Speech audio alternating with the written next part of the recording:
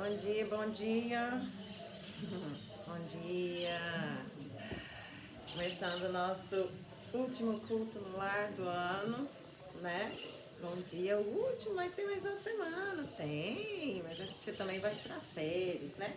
Vai pegar um diazinho pra gente. Gente, eu tentei entrar um pouquinho mais cedo, mas eu vou pedir desculpa pra vocês, porque o meu vizinho que não tem internet estava com aquele carro de som que ele passando aqui na frente. Então eu dei uma enroladinha até ele passar. Por que eu queria entrar mais cedo? Porque eu quero passar uma música pra vocês. Vocês estão vendo eu toda trabalhada no vermelho natalino, né?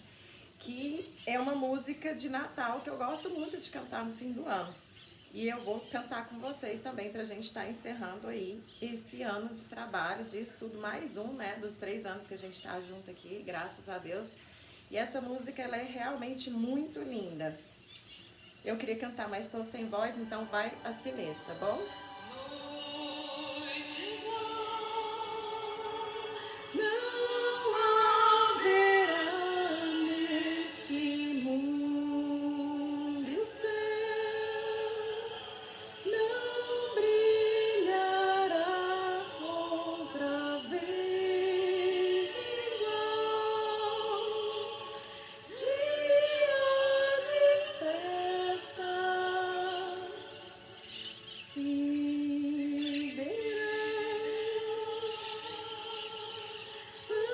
anjos cantando, é Natal, já nasceu o Cristo, o mestre irmão, para mostrar que no coração há lugar para todo irmão, sem cor, sem raça, sem distinção. Te damos graças, ó mestre irmão, por nascer entre nós a cada dia, e vem junto com o sol, trazendo a paz e a esperança de ter outra noite igual. Amado Mestre Jesus, Mãe Maria Santíssima, é com muita paz e amor no coração que começamos mais um culto no lar, o último deste ano, cheio de altos e baixos, cheio de vitórias e tropeços com aprendizados. Pai, gratidão é o que temos no coração. Perdão por sermos ainda tão imaturos, tão imperfeitos, tão infantis. Mas estamos caminhando, Pai, na nossa jornada reencarnatória, mediante a última oportunidade que o Senhor nos deu, antes dessa nossa transformação final e um novo início. Gratidão, gratidão, gratidão.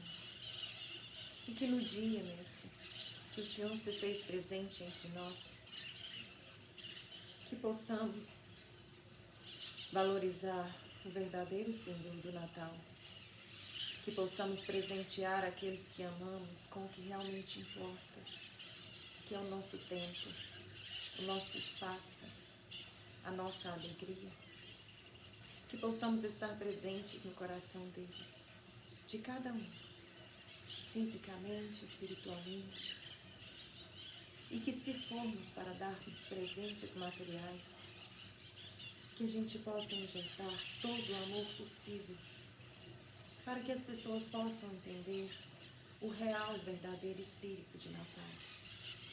Gratidão por se fazer tão pequeno para caber entre nós, pois sabemos, Pai, quanto o Senhor teve que se diminuir para estar aqui conosco e se fazer exemplo. Tamanha força, Mestre, que perdura até hoje, mais de 2000 anos depois. que passe 3 ou 4 mil anos, mestre, jamais esqueceremos de vós. Será sempre o nosso caminho, a nossa luz, a nossa paz e o nosso destino. Gratidão por tudo, hoje e sempre. E que assim seja. Que assim seja. Oi, oi, bom dia. Seja bem-vindo, CM. Gente, vocês viram? Fui pega de surpresa. Não consegui cantar no início, mas depois deu certo, né? Deixa eu só colocar uma musiquinha aqui, porque parece que a minha internet deu problema. E a gente vai seguir, então, sem internet, beleza? Gente, hoje o nosso processo tá bem tranquilinho. Por que ele tá tranquilinho? Porque a gente tem muito conteúdo bom. E dentro desse conteúdo bom, a gente vai deixar aí umas extensões pra gente estar estudando no ano que vem.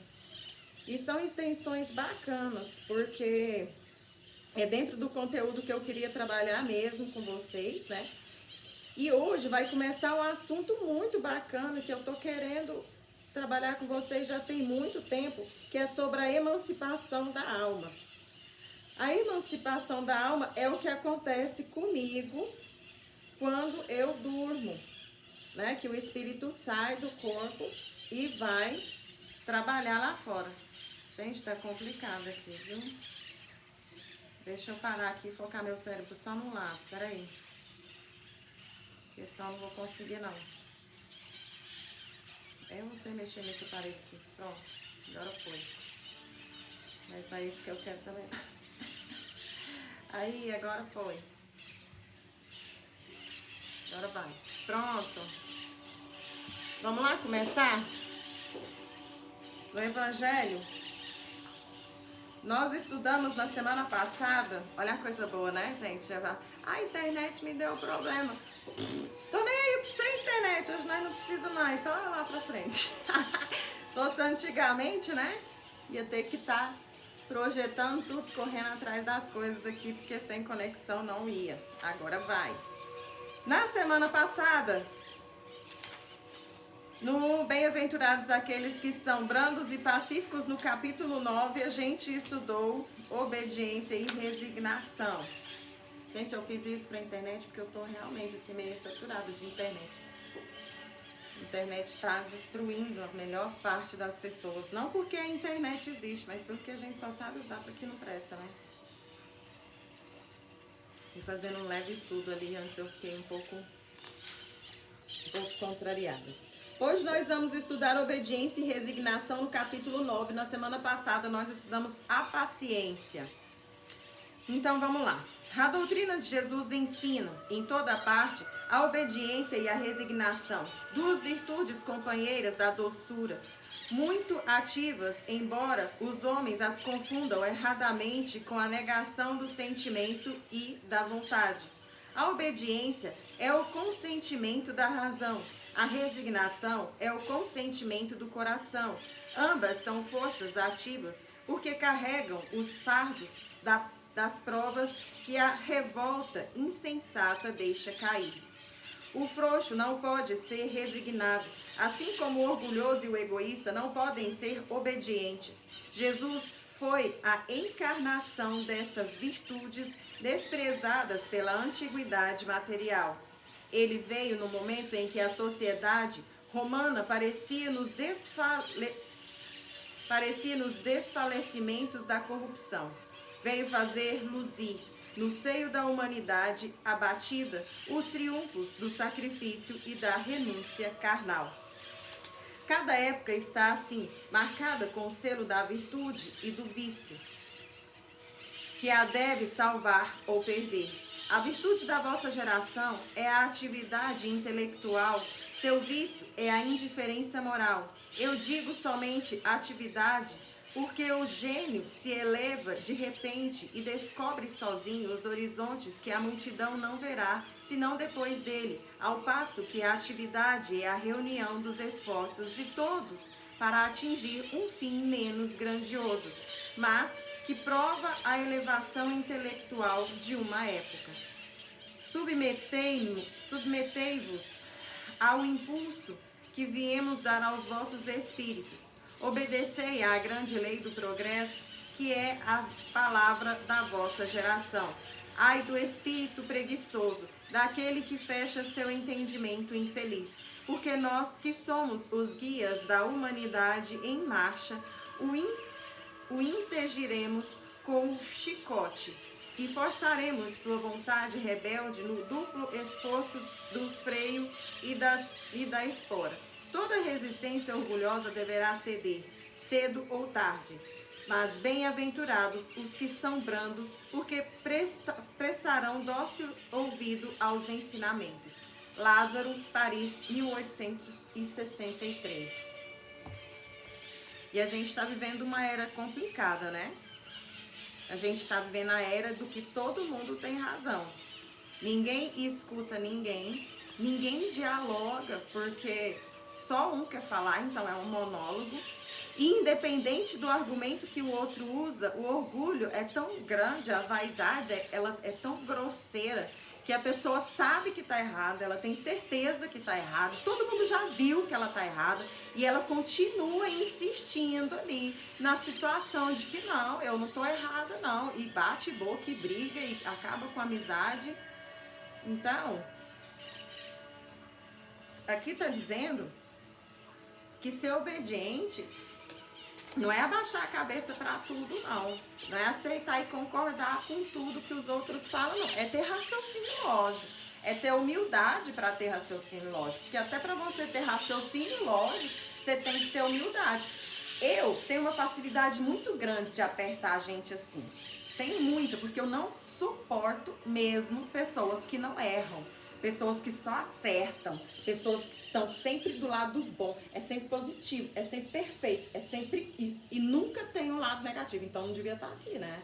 Devia estar lá com os anjos, com os espíritos já ascensionados, porque não erra, é perfeito. Então eu tenho muita dificuldade de conviver com gente assim, porque eu erro muito, eu erro o tempo todo, eu adoro errar. Porque toda vez que eu erro, eu percebo que eu estou no lado errado, então agora o lado certo é esse aqui. Então eu já sei para onde ir. Erro serve para isso. Então, a pessoa que ela nunca erra, que convive comigo, ela não me suporta também. E eu gosto muito de apertar o caminho delas até elas cruzarem com o próprio erro, porque elas começam a entrar em contradição. Uma coisa que agora elas falaram que não era, agora elas vão falar que era, porque para ela é favorável, e aí ela mesma se confunde e enrola nos seus próprios cabelos das pernas e a mesma cai, todo mundo ri. Aí é hora dela sentir vergonha, igual eu estava falando. Mais cedo ou mais tarde você vai ceder. Não é opcional, é do planeta. O planeta não suporta mais isso. Se você não erra, aqui não é o seu lugar. Então, em algum momento você cede ou em algum momento você vai embora. Aqui não vai ficar. Então, é mais ou menos isso. Beleza? Ser obediente não é ser menor, não é se diminuir, não é se humilhar. Ser obediente é ser humilde, ter coerência no raciocínio lógico, né? E concordar com a razão quando você vê que ela realmente existe. Se você tá errado, cara, que ótimo que você percebeu. Bora ali descobrir onde é a parte certa, né? Então é assim que funciona esse processo da obediência. Ser obediente é ser inteligente.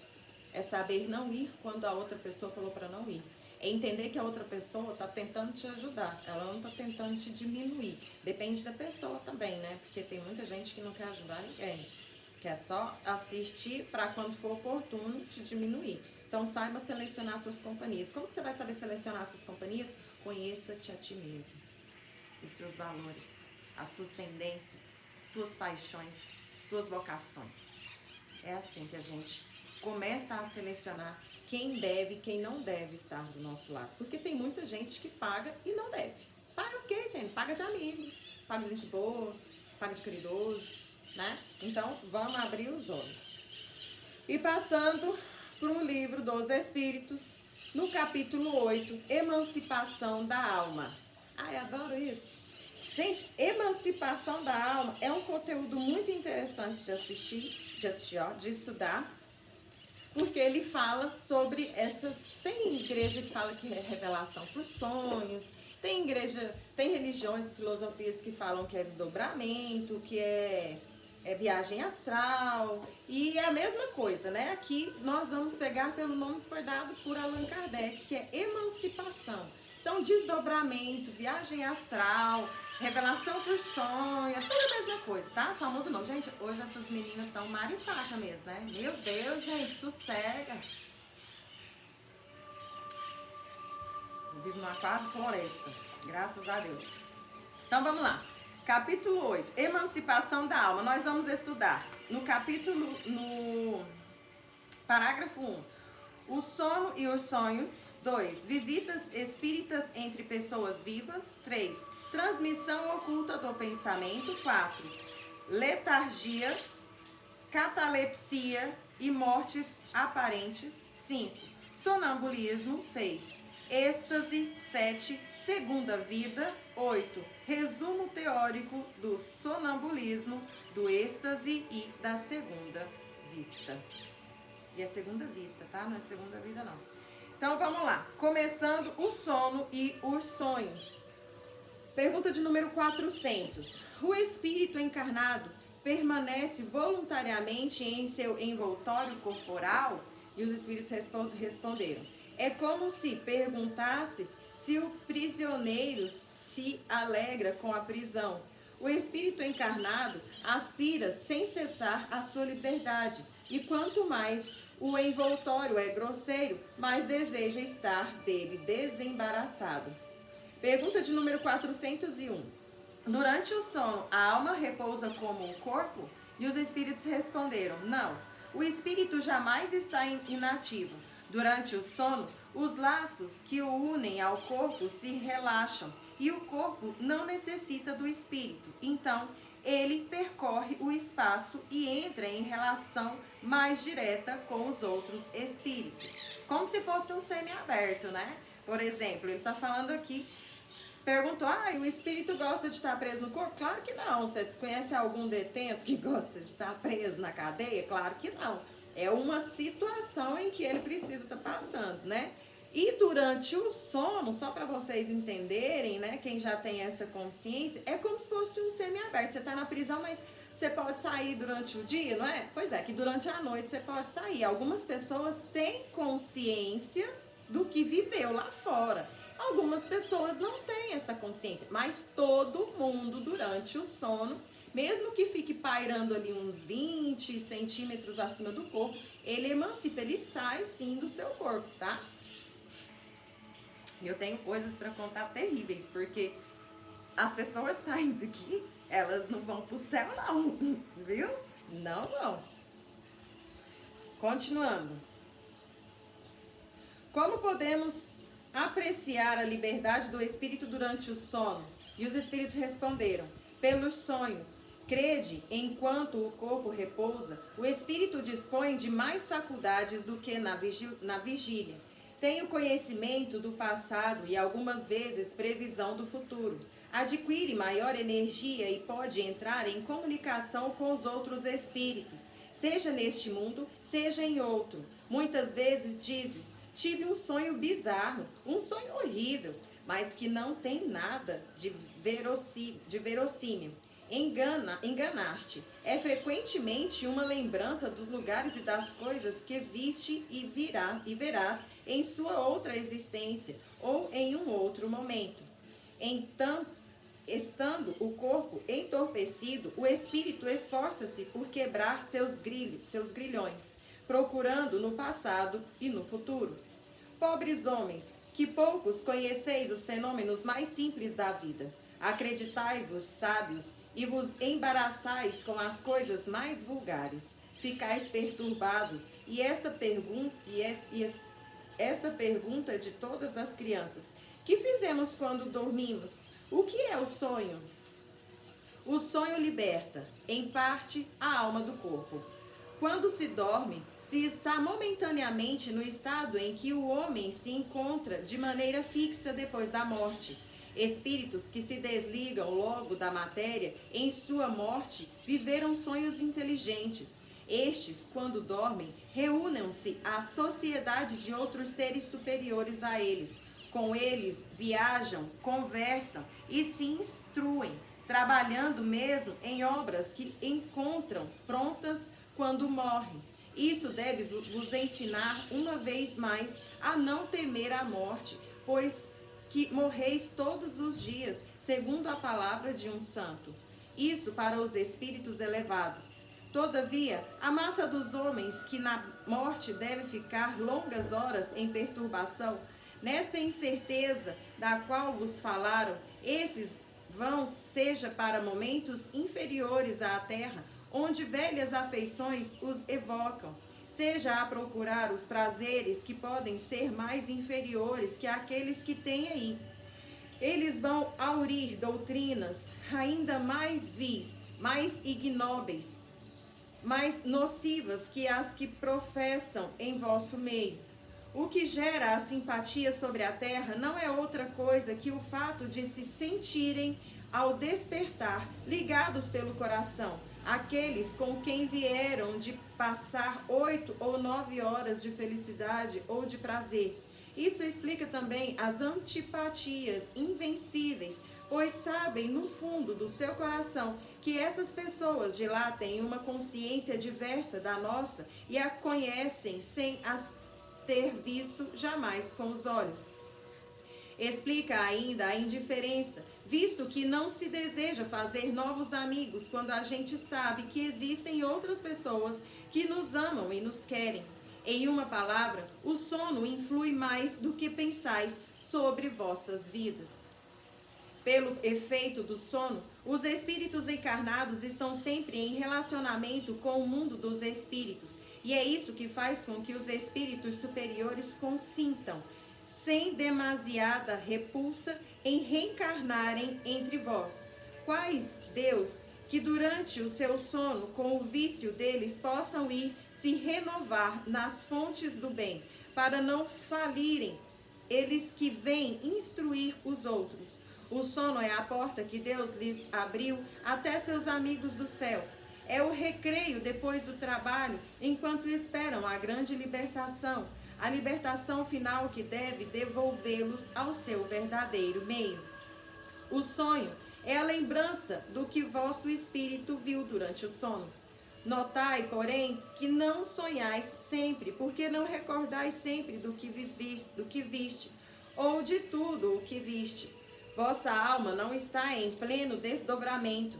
Não é muitas vezes, senão a lembrança da perturbação que acompanha vossa partida ou vossa volta, a qual se junta a do que fizestes ou do que vos preocupou no estado de vigília. Sem isso, como explicareis esses sonhos absurdos que têm os sábios, assim como os mais simples? Os maus espíritos também se servem dos sonhos para atormentar as almas fracas e pusilânimes. Vou continuar. De resto, vireis dentro em pouco se desenrolar outras espécies de sonhos, tão velha quanto a que conheceis, mas vós a ignorais. O sonho de Joana, o sonho de Jacó, o sonho dos profetas judeus e de alguns adivinhos indianos. Esse sonho é a lembrança da alma, inteiramente desligada do corpo, a lembrança dessa segunda vida de que sempre vos falo.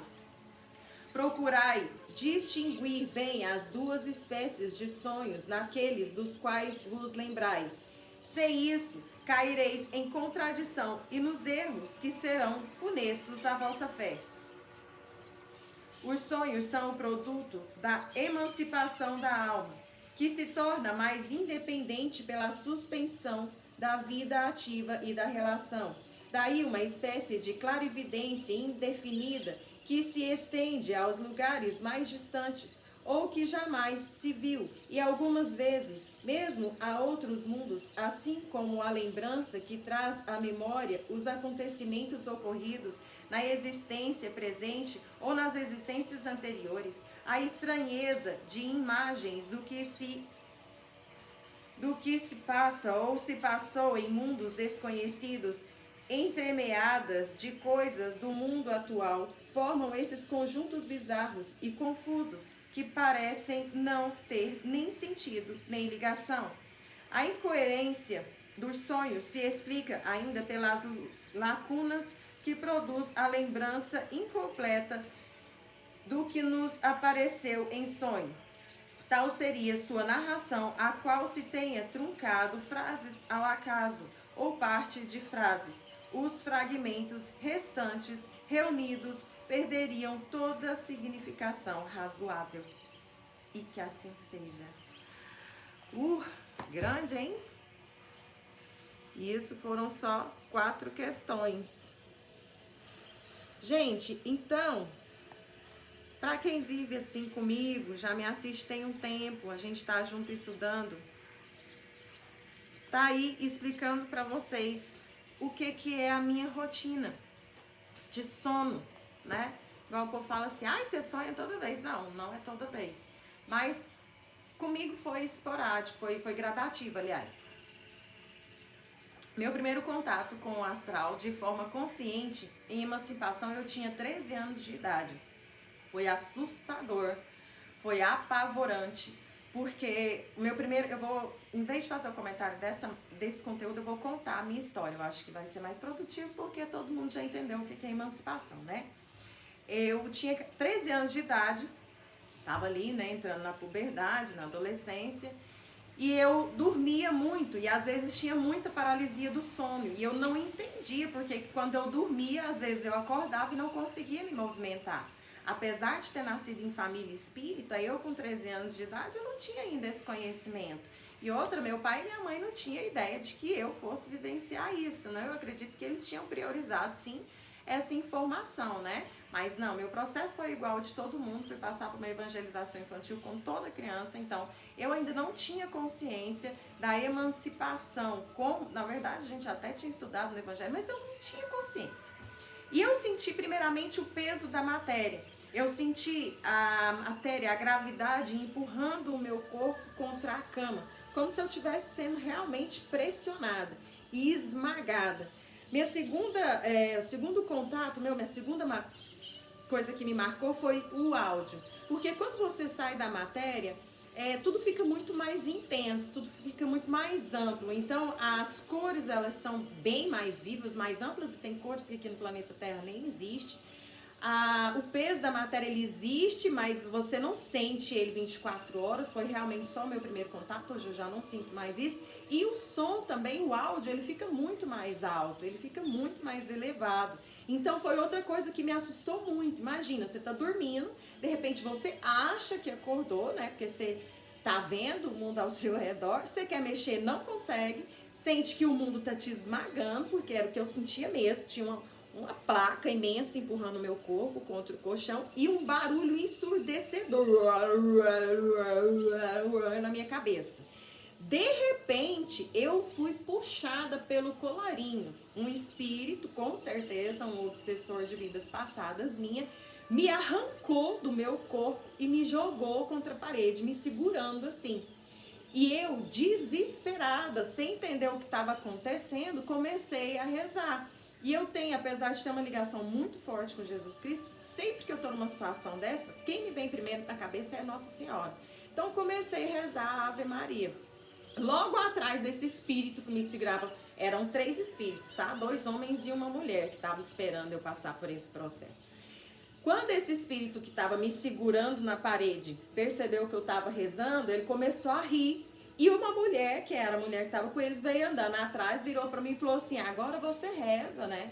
Agora você está pedindo socorro para ela. Você acha que ela vai vir aqui te ajudar? Ela tem mais o que fazer, ela nem lembra que você existe.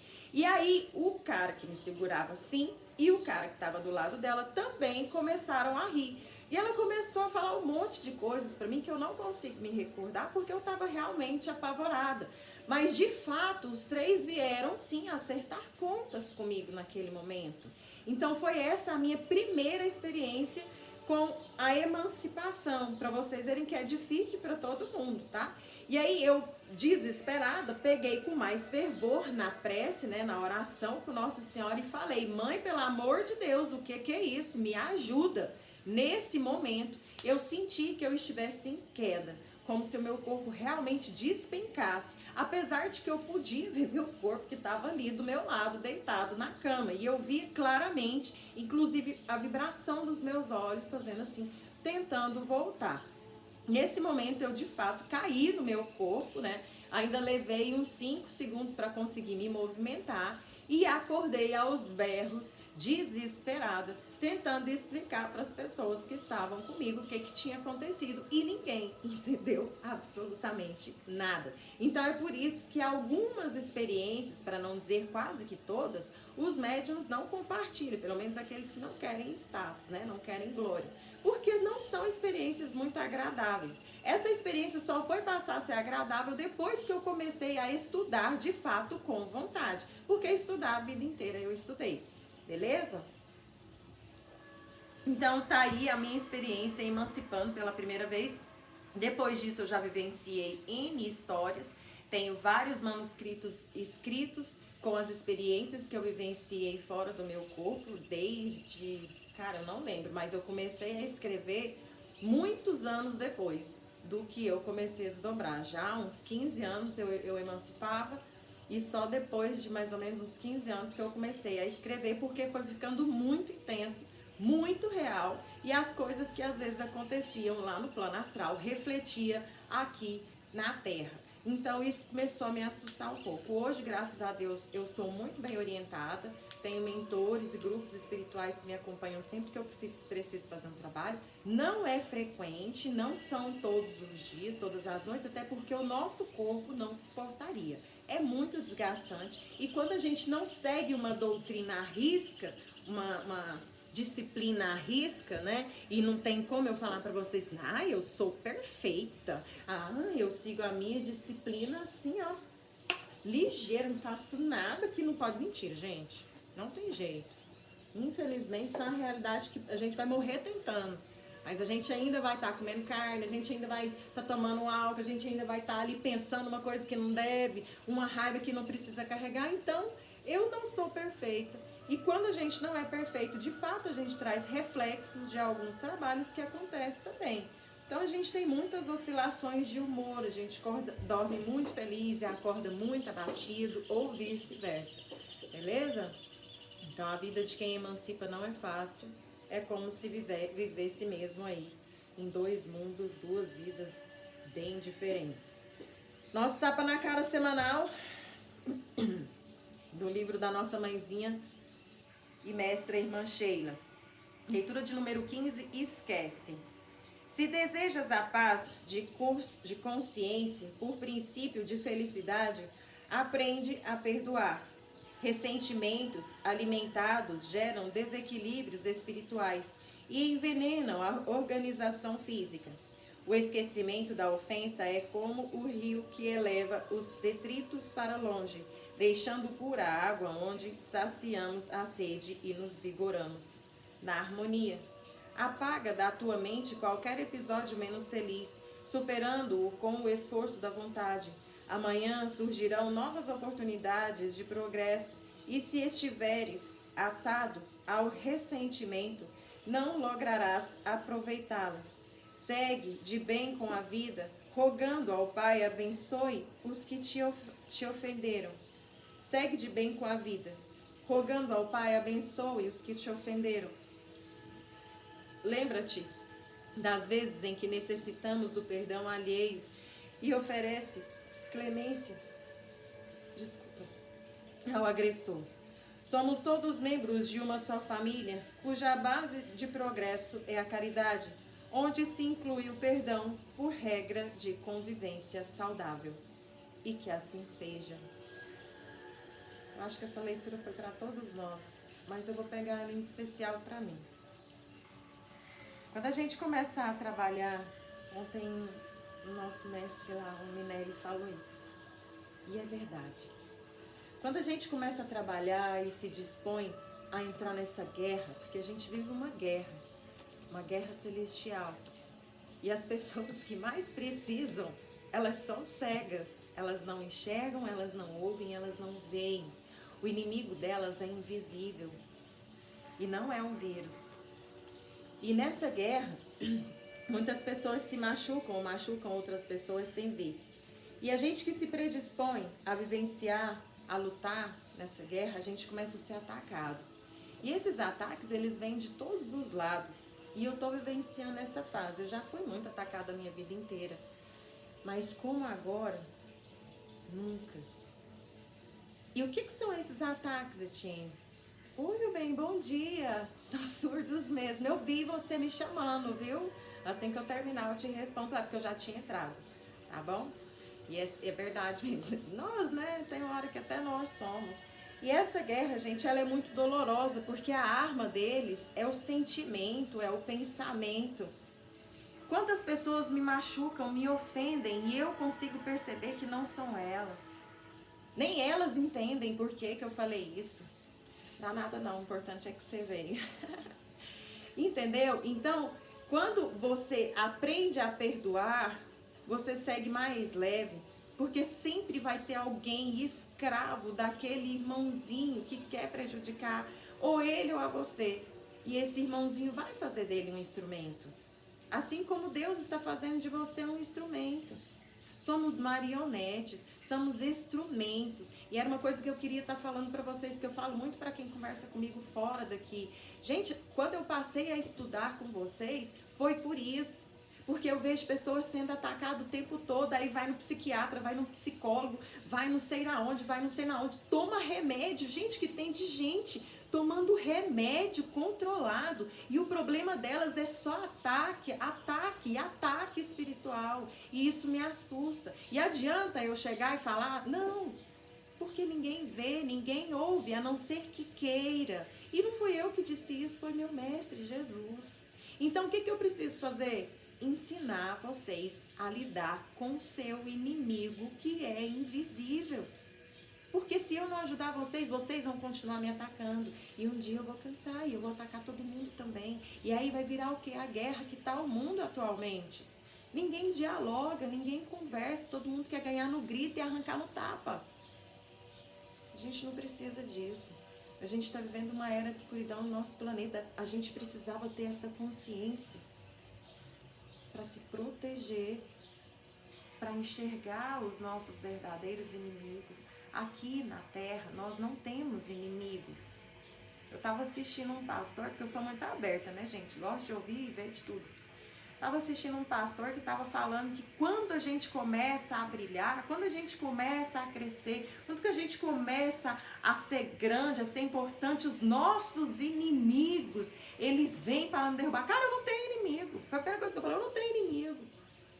Eu não tenho, eu nunca tive, eu nunca terei. Ah, eles se levantam e vêm contra você. Não, não. Eles não são meus inimigos. Muito pelo contrário, eles são meus irmãos. E se eles estão vindo até mim é porque enxergaram luz. E se enxergaram luz, no primeiro momento vai doer, vai cegar, vai incomodar. Mas depois, tudo fica claro. A gente se enxerga. E é isso que a gente precisa fazer. Eu vejo vocês. Eu amo vocês. Eu não tenho inimigos. E nunca, ninguém que se levantar e vir contra mim será visto como um inimigo. Ele será visto como meu irmão, que ainda está doente. Então, pastor, perdão, mas essa doutrina não me serve. Eu não tenho inimigos. Eu amo cada um dos meus irmãos. Cada um no seu defeito, na sua deficiência, no seu pilar de crescimento. Nunca serão meus inimigos. Vamos lá fechar os nossos olhos? Olho por olho, coração por coração. É assim que a gente precisa aprender, né, amigo e irmã? Vamos lá agradecer ao nosso mestre. Porque é só isso que eu tenho a dizer, meu irmão. Gratidão, gratidão, gratidão e gratidão. Por cada dor, por cada obstáculo, por cada abandono. Porque foi cada um desses degraus que me fizeram estar onde eu estou agora. Foi cada um desses degraus, desses espinhos e dessas pedras que me construíram. E que eu possa ser sempre um instrumento de vossa paz, meu mestre.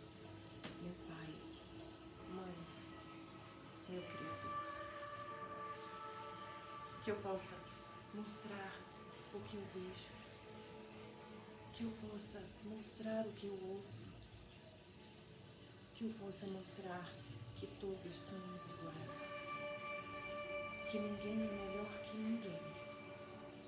E se eu consigo, se aquele outro irmão consegue, se aquele mais lá na frente conseguiu, então todos nós vamos conseguir.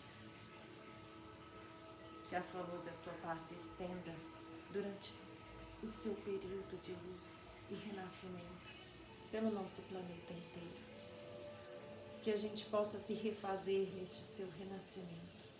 Que a gente possa recarregar as nossas forças e turbinar o nosso amor com a luz dourada do seu renascimento, meu mestre, hoje e sempre. E que assim seja. Vamos lá para o nosso momento de estudo? Eita! Gente, voltando a falar, para não ficar assim muito por alto, na semana que vem eu não vou fazer o culto, tá bom? E na outra semana também não. Porque a titia também precisa de um espaço, de um tempo para ela. Igual eu tava falando, né?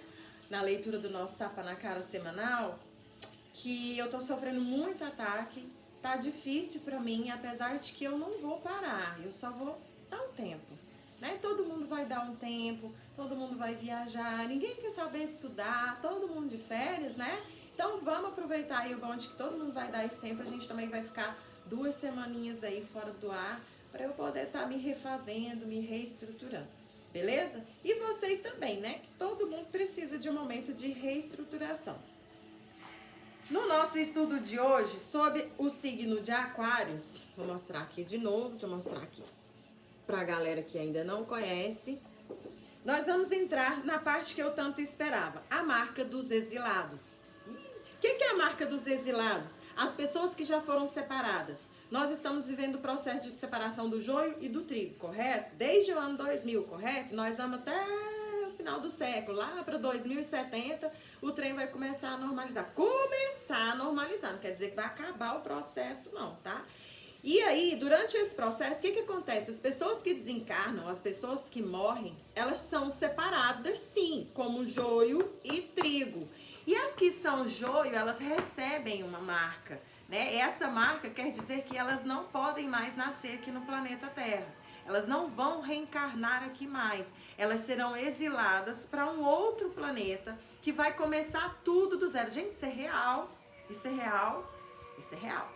Tá? Isso não é historinha da carochinha, não é Marvel nem ficção científica. Isso é real. Inclusive, a gente está com um fluxo alto de reencarnação compulsória, porque todo mundo tem que ter a mesma oportunidade. Teve pessoas que não aproveitou. Então é por isso que tá nascendo esse tanto de criança meio psicopata, umas coisas muito loucas. Que é isso? Coisa estranha. 6 meninos de uma vez, 8 meninos de uma vez, parecendo a menina lá que deu. Então, é por isso que o mundo tá meio distorcido. O tempo tá acabando, tem que passar todo mundo ali pelo funil. Quem passou, passou. Quem não passou, vai rodar.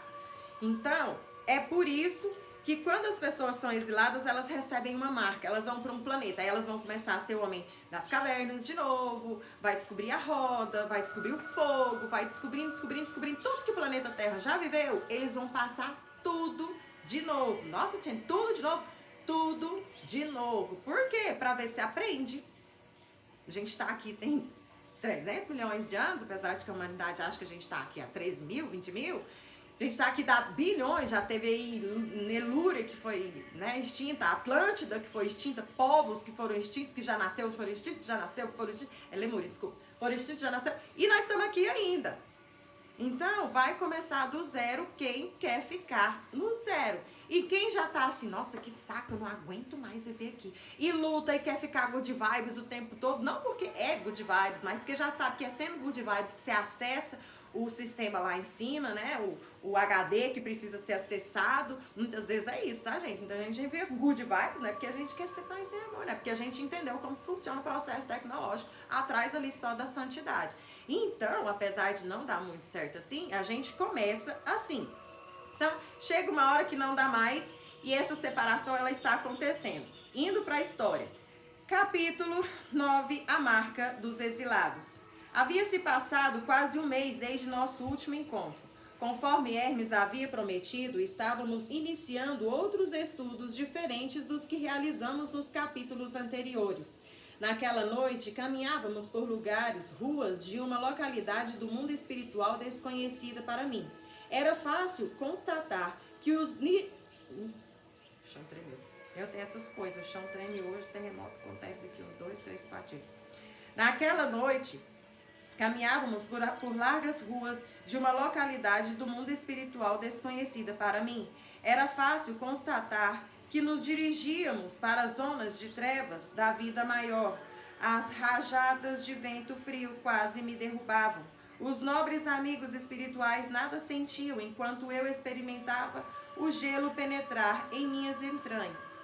O forte vento me descabelava e rachava meus lábios. Mesmo sendo gaúcho, acostumado com os invernos do sul do Brasil, sentia-me alquebrado com o rigoroso clima daquele sítio. Cristal, percebendo a minha aflição, solicitou a Chaim acobertar-me do vento com sua presença à minha frente, pois em poucos minutos estaríamos protegidos. O corpo de grandes dimensões de Chaim protegiam-me do causticante frio, enquanto eu observava as tochas iluminando a rua de chão batido à nossa frente. Alguns espíritos gritões passavam céleres ao nosso lado, tentando assustar-nos com suas ameaças. Envolvidos em casacos rasgados e sujos, olhavam-nos com desprezo, como se fossem traficantes de drogas invadiando nas esquinas. Antes que eu desse por mim, Hermes girou sobre os calcanhares e disse por uma ruela estreita. E seguiu por uma ruela estreita, onde entrávamos em uma caverna. Caminhamos 30 passos agachados, pois o teto era baixo demais. Chaim, devido à sua altura, andava praticamente de cócoras. O vento abrandou devido a não estarmos mais em um local descampado. Agora, o gelo mortificante do ambiente demonstrava a região em que estávamos peregrinando. Os uivos de animais e os gritos lanciantes dos desencarnados davam-me a ideia de caráter daquele local. Após sairmos do pequeno túnel, ingressamos em galerias intermediáveis, iluminadas por tochas presas à parede. Nesses extensos corredores, escorria constantemente umidade pelas paredes e estava impregnada em várias partes de limo e cogumelo. O local parecia-se com esgoto subterrâneo de grandes cidades, pois no centro do estreito corredor corria um fio de água turva, muito semelhante à água de esgoto. Eu aproximei-me de Cristal e segurei em sua mão com a ingênua intenção de a estar protegendo, mas na verdade ela é que o fez, pois eu sentia o coração aflito ante ao desconhecido e escuro local onde éramos convocados a trabalhar. A bela fada, que vestia agora roupas grossas de material semelhante à nata, abraçou-me e sorriu, demonstrando segurança e tranquilidade. Aproveitando o momento, perguntei: Cristal, onde vamos? Meu querido irmão, respondeu a iluminada amiga com seus brilhantes olhos da cor violeta ligados aos meus. Iremos amparar com o amor do Cristo alguns irmãos nossos, falidos na escala evolutiva, alguns com chance de obterem o ingresso final e outros não. Quando eles falam espíritos falidos, são os espíritos que são exilados, eles não voltam mais.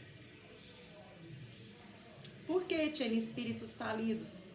Porque eles perderam todas as oportunidades de reencarnação que eles tiveram. Então, neste momento, o planeta não suporta mais a energia que eles geram. Eu estou enrolando para o meu amigo passar, tá? A pessoa, quando ela tem... Pensamento é vida. Tudo, absolutamente tudo o que você pensa, ele tem vida. Ai, Tine, até aquilo que eu pensei da mulher do meu amigo, ai, até aquilo que eu falei sem querer e ninguém ouviu daquela minha amiga, tudo. Ai, as coisas boas também, tudo. Então, à medida que você vai pensando, que o seu pensamento vai tomando vida, vai tomando forma, aí eu quero que esse amigo passe. O ambiente que você vive, ele vai sendo contaminado, ele vai sendo sujo. As paredes, se você tiver uma visão clara, as paredes, elas derramam sujeira, igual a Cristal tá falando, umidade, uma gelatina gosmenta, cinza, parece um catarro cinza, que é o ectoplasma. Lavas, gente, lavas. Tem pessoas que elas são cobertas por larvas. Larva, gente, igual varejeira, que você deixa o lixo lá na rua um tempão e o lixeiro não pega. Aqueles coró. Por que, Tiene, que essas larvas? Por causa dos pensamentos. Ela tem uma sequência infinita de pensamento negativo, e pensamento é vida. A aranha, tem umas aranhinhas, essas são as que eu mais vejo. Parece um carrapato, o corpinho delas, mas com perna de aranha. Que trem esquisito, eu nem sei como que chama isso. Então, pensamento é vida, e a gente tem que tomar cuidado com o pensamento. E aí, as pessoas, quando elas falem que elas não voltam mais, elas vão para esse limbo que ela está descrevendo. Não era isso que eu queria falar, não, mas tudo bem. Meu querido irmão, respondeu a iluminada amiga com seus brilhantes olhos da cor violeta ligados aos meus. Iremos amparar com o amor do Cristo alguns irmãos nossos falidos na escala evolutiva, alguns com chance de obterem o ingresso final e outros não. Virei-me para Cristal e perguntei, o que seria o ingresso final? A encantadora amiga respondeu, Roger, tu sabes que vivemos o período do grande exílio. Aqueles que estiverem à direita do Cristo continuarão reencarnados na Terra. Os que ficarem à esquerda serão exilados para outro planeta, de ordem inferior, onde recomeçarão a sua caminhada evolutiva.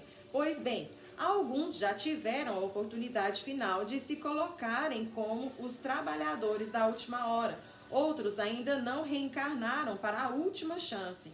Enquanto não terminar o período da transição planetária, ainda vários espíritos descerão à Terra na busca do ingresso final para herdarem a Terra, que é aquilo que eu falei, né?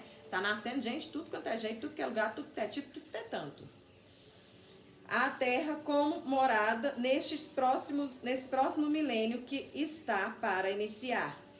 Enquanto aqueles que já tiveram a sua última chance, perguntou Roger, estes devem apenas aguardar o translado para o planeta exílio. E se forem prudentes, devem meditar buscando transformar-se segundo o Evangelho do Cristo para recomeçarem a sua ascensão a caminho da luz no novo mundo que lhes servirá de escola, após a conclusão da separação do joio e do trigo.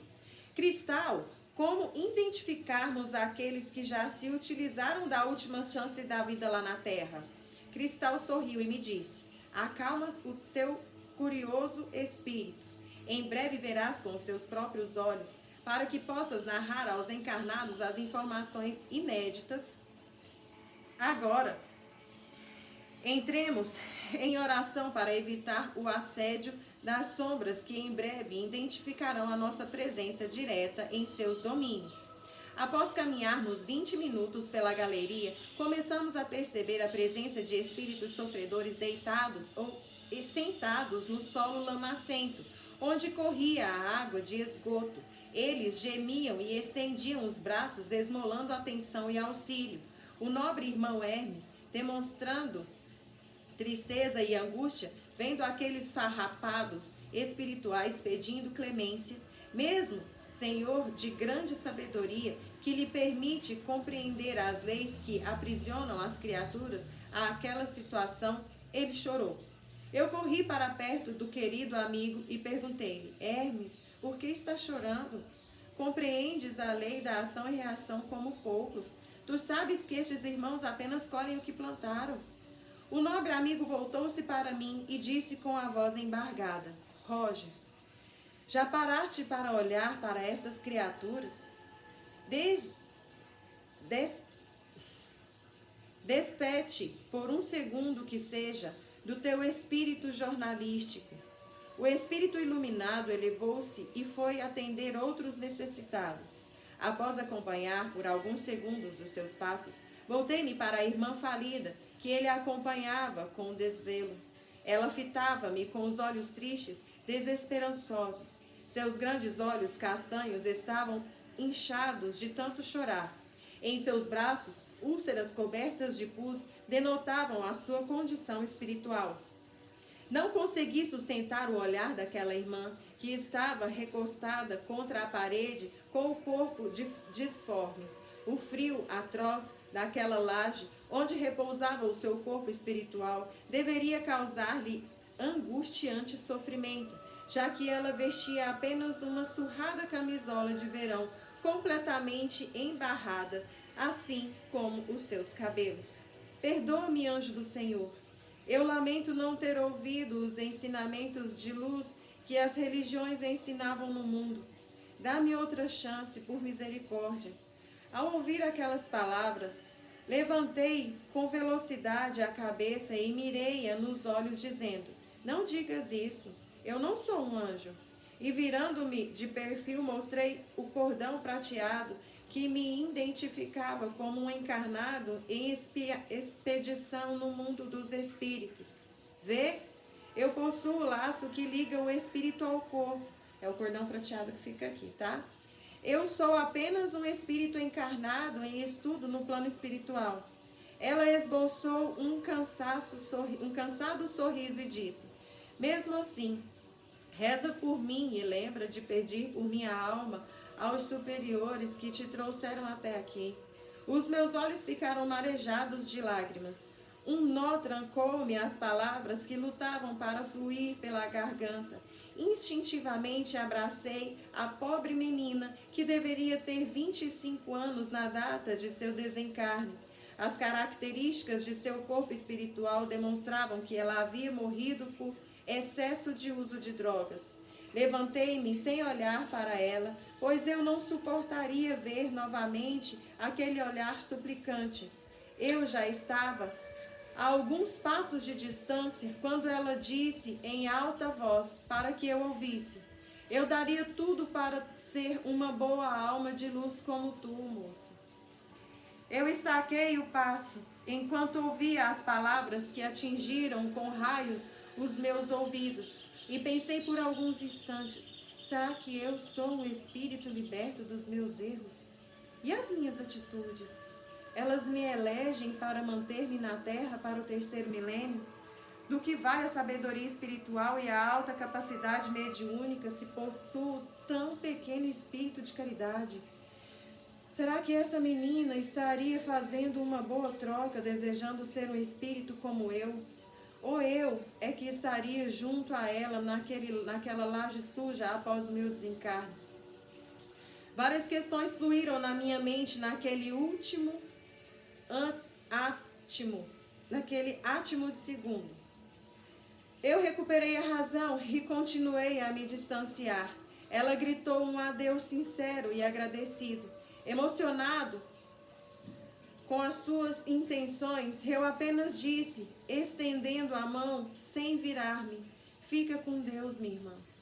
Naquele instante, luzes maravilhosas passaram voando sobre a minha cabeça e deitaram sobre o corpo cheio de chagas da moça. Eu virei-me impressionado para contemplar aquele fenômeno do mundo espiritual e a vi envolvida em um bálsamo de luz, dizendo: Deus te pague por este momento de calor e conforto. Eu sorri feliz com o meu gesto espontâneo e segui a caminhada ao encontro dos meus protetores. Aproximando-me de Hermes, contei-lhe o fato e pedi a sua sabedoria, a sua sábia e soberana sabedoria e intervenção para providenciarmos a reencarnação daquela moça. Hermes olhou-me com um olhar de imensa compaixão e disse-me: infelizmente ela possui a marca dos exilados. Não percebes, pois a tua visão não está concentrada na busca da marca que identifica aqueles que já tiveram a sua última chance na terra. Mas que marca é essa que eu não vejo? Perguntei. E Hermes, olhando para o teto que pingava umidade no estreito corredor, disse em tom profético: e ele conseguiu que todos, pequenos e grandes, ricos e pobres, livres e escravos, tivessem um sinal na mão direita e na fronte, e que ninguém pudesse comprar ou vender se não fosse marcado com o nome da besta ou o número do seu nome. Eis aqui a sabedoria.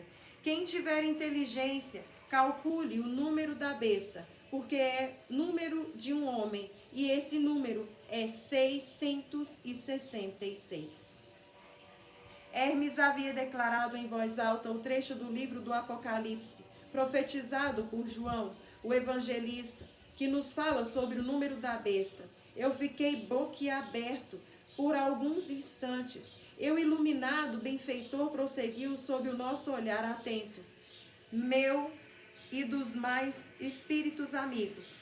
Meu querido irmão, as profecias do Apocalipse não são um conjunto de fábulas, e sim a narração das visões do grande João, discípulo querido de Jesus, sobre o que ocorreria durante o período em que vives, tanto no plano material como no mundo espiritual. A chegada do fim deste ciclo de evolução na Terra. Claro que ele, limitado pela matéria, narrou de uma forma pitoresca o que nos seus olhos assombrados viam. Vê outros exemplos muito conhecidos teu. Pássaros de aço lançarão ovos de fogo sobre a terra. Não são as bombas lançadas pelos modernos aviões? Como João poderia narrar informações do mundo espiritual ou do mundo moderno se não as conhecia, enquanto aprisionado à matéria e em época tão distante dos acontecimentos, ele profetizou. Já é tempo de os homens analisarem os ensinamentos espirituais à luz da razão. As informações apocalípticas, apesar de algumas distorções, possuem em sua essência a verdade. Estamos entrando na era de Aquários. E eu termino aqui, sem falar muito, porque eu já passei um pouquinho do meu tempo. Gente, então, sem querer apavorar ninguém, sem querer assustar, né? Tá aí como que tá funcionando o processo de separação do joio do trigo. A marca da besta, porque ela existe, ela é encontrada na palma da mão e aqui no topo da testa, e não é sequenciado assim não, tá? 666 não. É um número em cima, 2 números embaixo, como se formasse uma pirâmide mesmo.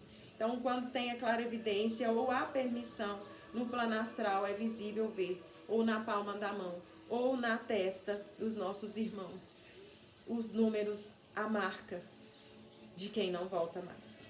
Beleza? Um beijo no coração de vocês. Muito obrigada. Vamos encerrar que já ficou muito comprido.